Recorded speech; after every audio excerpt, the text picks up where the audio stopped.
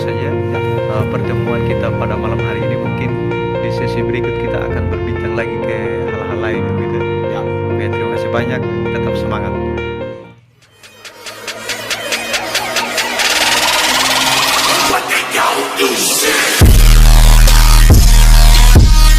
Malam jadi. Selamat malam.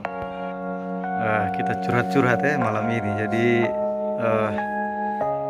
kita ini kan posisi di Bali saat ini dan memang masih terus berlanjut yang namanya corona begitu. Dan semua situasi dan kondisi itu memang masih tetap kita rasakan dari awal corona hingga saat ini. Jadi ini sudah hampir 3 tahun ya corona. Dan di samping itu berbagai macam penerapan pemerintah yang dilakukan di daerah Bali khususnya begitu. Jadi kita ini sebagai perantau seperti apa begitu? Karena kalau kita berbicara perantau itu pasti kita membutuhkan pekerjaan, itu sudah pasti ya. Jadi kira-kira selama ini apa yang dirasakan begitu? Bukan saya sendiri yang merasakan, tapi semua masyarakat Indonesia merasakan. Jangankan Indonesia, dunia merasakan hal itu. Namun perkiraan saya untuk menghilangkan penyakit artinya target tidak.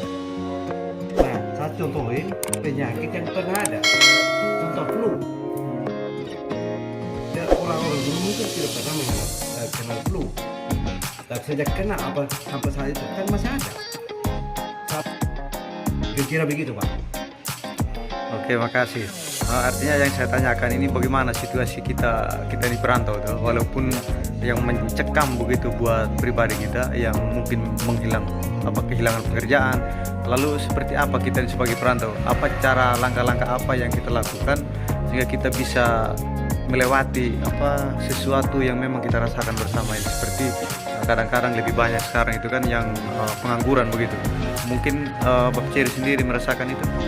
Saya sendiri merasa dampak yang berat.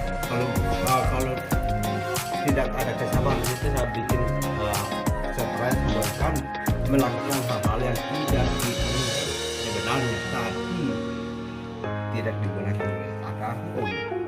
Nah, namun yang kita minta semoga semua masyarakat Indonesia ini mentaati protokol kesehatan dan kedepannya ada perubahan. Tapi saya lihat 2 hari yang lalu ada pencobaan new normal, ada pencobaan pantai, ada yang itu pencobaan selama seminggu. Semoga pencobaan itu berlanjut dan seterusnya. Amin. Berarti di dalam penerapan pemerintah ini memang tidak disalahkan juga ya? Tidak. Ini untuk demi memutuskan rantai penularan begitu.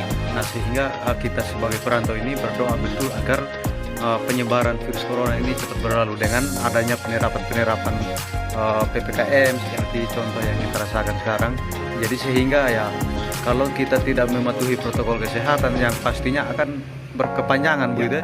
Nah, sehingga kalau kita patuhi bersama ya mungkin perkiraan tahun depan 2022 ini kan ya mungkin ya selesai sudahlah begitu. Berarti dengan intinya semua orang-orang yang memang belum mematuhi protokol kesehatan seharusnya harus mengikuti protokol begitu ya. Seperti salah satu contohnya seperti mungkin vaksin begitu ya. Betul. Kalau memang benar-benar kita mentaati protokol kesehatan yang diatur oleh pemerintah, yang pemerintah sudah bijak, cuma masih yang saya lihat paling 15% yang belum mengikuti protokol kesehatan. Kira-kira begitu ya. Ya berarti mudah-mudahan yang 15% ini ya mengikuti jejak kita saat ini yang memang mengikuti begitu ya. Nah, sehingga pemutusan rantai COVID-19 ini memang cepat berlalu sudah lama. Kita sudah bosan ya.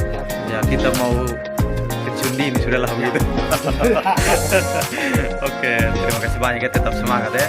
Oke, tadi saya kutip yang disampaikan Bapak Ceri bahwa kalau saya mencekam dengan hal-hal penerapan PPKM ini, kalau misalkan contoh tadi kan hampir-hampir kehilangan pekerjaan begitu, tapi saya sangat senang Bapak Cherry punya motivasi bahwa saya tidak putus asa di situ begitu. Nah sehingga ya pesanan yang disampaikan oleh Bapak Cherry ini kan sangat bermanfaat buat semua orang juga ya. Bukan hanya Bapak Cherry saja, tetapi semua orang akan yang mungkin ingin seperti pemikiran Bapak Cherry ini yang selalu positif begitu, selalu berpikir bahwa setiap keluhan dan di samping itu ada doa begitu, pasti ada doa.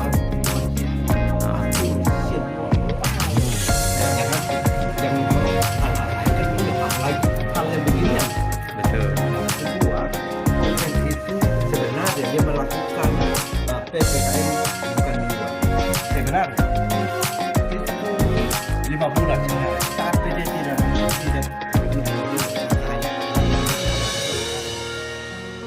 karena dia bijak.